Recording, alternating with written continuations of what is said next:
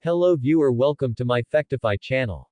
The name Boudica often conjures an image of a flame-haired warrior mounted on her iconic chariot, battle-ready to free her people from persecution and the terrible wrongs committed in the name of Rome.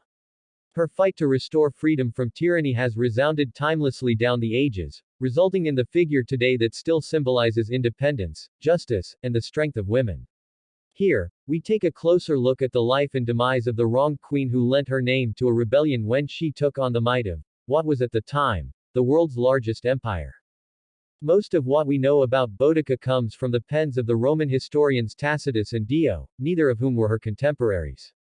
Tacitus is considered more reliable, as his source was his father-in-law, a governor of Britain who was involved in fighting Boudica's revolt. This means that little is known of Boudica's early life in the years prior to the Roman conquest. Estimates have her being born around 25 to 30 CE into a noble family in the southeast of present-day England. She eventually became the wife of Prasutagus, himself king of the Celtic Iceni tribe. The agricultural Iceni occupied an area in eastern England that comprises modern-day Norfolk and parts of Cambridgeshire and Suffolk.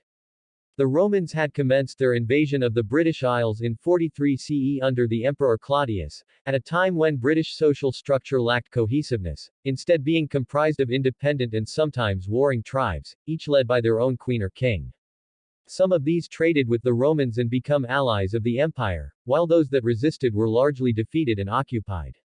According to Tacitus, Prasutagus was an ally of Rome who, upon his death around 60 CE, bequeathed his kingdom in halves, one half to the Emperor Nero and the other to his own two daughters.